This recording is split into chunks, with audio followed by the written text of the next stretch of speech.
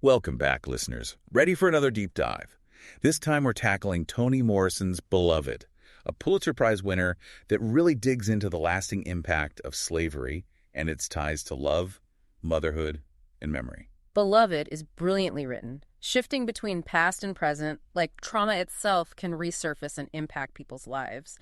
It pulls you right into the story of Sethe, who escapes slavery at Sweet Home Plantation, a place that, despite its name, is anything but. And it's not just a physical escape for her. Right. It's emotional and psychological, too.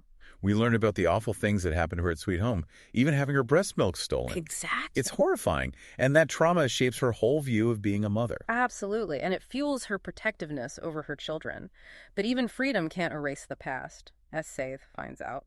Then we have Beloved, this mysterious young woman who shows up at Sethe's doorstep and totally disrupts any peace she had. It's like Beloved herself is a puzzle, emerging from Sethe's past and demanding to be understood.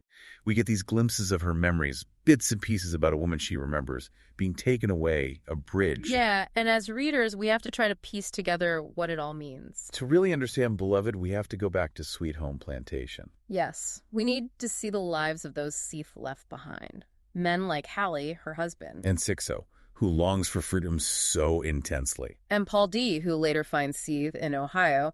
Each of them carries their own trauma from that place. And Sweet Home, at first, seems like a more benevolent kind of slavery under Mr. Garner. But then, school teacher takes over, and that facade crumbles. It's chilling how methodical his cruelty is. He's almost scientific in his oppression. He watches the enslaved people, writes everything down about them. Reduces them to data points in his notebook. Stripping away their humanity. His actions showed just how insidious slavery was, how it dehumanized people. It aimed to control not just their bodies, but their minds and spirits, too. This power shift leads to that desperate escape attempt by Sixo and others, driven by that primal urge for freedom. Yes. Sixo's story, his love for the 30-mile woman, their tragic fate. It's heartbreaking and inspiring all at once. It is. He represents that unyielding spirit, the refusal to be broken even when the odds are stacked against him. Absolutely. Then there's Hallie, Sethe's husband, who disappears on the day of her escape, leaving her with questions and a deep sense of loss. We find out later that Paul D saw Hallie after the escape. Oh, right. His spirit seemed broken. He was just sitting by the butter churn with his face covered in butter. That image of Hallie is so haunting, so symbolic. What do you think it means? What does it tell us about the impact of slavery on a person's mind? It's an image that has stayed with readers for a long time. Some see it as a regression, like he retreated into a primal state, overwhelmed by everything he'd seen. I can see that. Others see it as a form of resistance, rejecting the forced labor and dehumanization. In the end, it shows the deep psychological wounds that slavery caused. So we have Sethe escaping but carrying the weight of her past. Yes. And then Beloved appears, shrouded in mystery, forcing a confrontation with the horrors of Sweet Home. It's a story with so many layers already, and we've only just begun to explore it. And that's the beauty of Beloved. It demands our attention, urging us to really look into these characters and grapple with the legacy of a dark chapter in American history.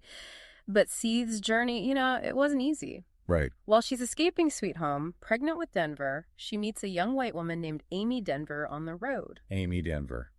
That's who Sethe named her youngest daughter after. Exactly. Their interaction always sticks with me. Amy, even with her own troubles, shows Sethe so much kindness. It's a moment of human connection, going beyond all the ugliness of that time. It reminds us that even in the darkest times, there's still hope and empathy. Yes, there is. And that hope keeps going when Sethe reaches 124 Bluestone Road and finds safety with baby Suggs. Her mother-in-law. Right. Baby Suggs becomes this amazing source of strength and love for the whole community. She's a force of nature. Having lived through the dehumanization of slavery, she tells everyone to embrace their worth, to love their hearts. Her gatherings in the clearing are so moving. She preaches about self-love and acceptance, urging them to reclaim their humanity. It's a powerful message of healing and resilience. But sadly, that peace is shattered when schoolteacher shows up to recapture Sethe and her children. And that's when the story takes a truly devastating turn. Sethe, faced with the unthinkable, her children being taken back into slavery, makes a heartbreaking choice. She kills her own baby girl, the one she named Beloved. It's just... This act of infanticide is probably the most controversial part of the book. Yeah. It raises all these difficult questions about a mother's love, the choices enslaved people were forced to make. And the deep psychological effects of trauma. Exactly. It leaves you reeling. The desperation and horror of that situation are most impossible to grasp. And the community who had supported Sethe struggles to understand. Yeah. The love she got from baby Suggs and others disappears. Replaced by judgment and fear. Right. You really feel Sethe's isolation after that. Not only is she haunted by her dead baby's ghost, but she's also cut off from the community. That isolation makes Beloved's arrival even more significant. Sethe believes this young woman is her dead daughter reborn. A chance to make amends for the past. In Denver, she's drawn to Beloved, but also unsettled by her. And Paul D, even though he tries to get rid of the ghost at first, gets caught up in all these complicated relationships. He wants to be there for Sethe, but he's dealing with his own past trauma.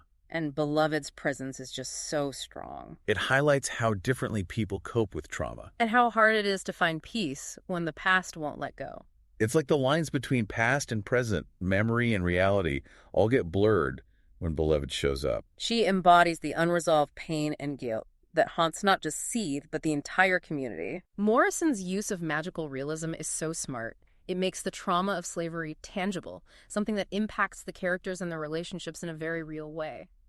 As Beloved becomes stronger, it's like she's feeding off of Sethe's guilt. Yes. The relationship turns into this intense bond. Almost parasitic, with Beloved demanding more and more from Sethe. And Denver, who's already felt so alone, has to compete with the ghost for her mother's love. Sethe becomes so fixated on Beloved that she neglects everything. Her work, her health, even Denver. It's heartbreaking. And Paul D, seeing the danger of Sethe's obsession, tries to step in. He tries to reason with her, but she can't hear him. She's so consumed by guilt and wanting to atone for her past That she can't see the harm she's causing herself and those around her. Eventually, it gets to be too much for Paul D. He just can't watch Sethe destroy herself anymore, so he leaves 124. he has to protect himself. Sometimes you have to step away, even when it hurts. It shows that even those who love Sethe can't escape the weight of her past. Or Beloved's overwhelming presence. But this is also when the community, who had distanced themselves from Sethe, comes back into the picture. Right. Remember Ella, that strong woman we talked about? Yes. She gets it. She understands why the community judged Sethe, but she knows something has to be done. So what does she do? She brings together a group of women. Wow. And they go to 124, ready to face Beloved.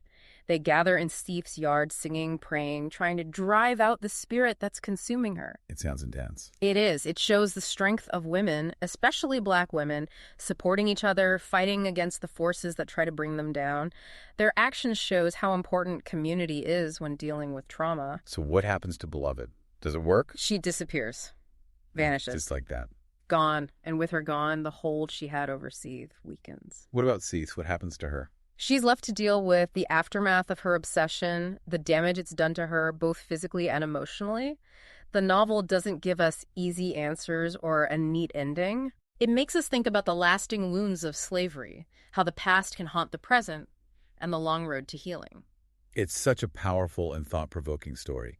Beloved is one of those books that stays with you. It challenges us to face hard truths about history, to understand how complicated people are, and to appreciate the strength of the human spirit. I agree. Morrison's writing, her ability to create these complex characters, makes Beloved a masterpiece. If you haven't read this incredible novel, I urge you to pick up a copy. It's a journey worth taking. And if you enjoyed this deep dive, make sure to subscribe to our channel for more explorations of captivating subjects.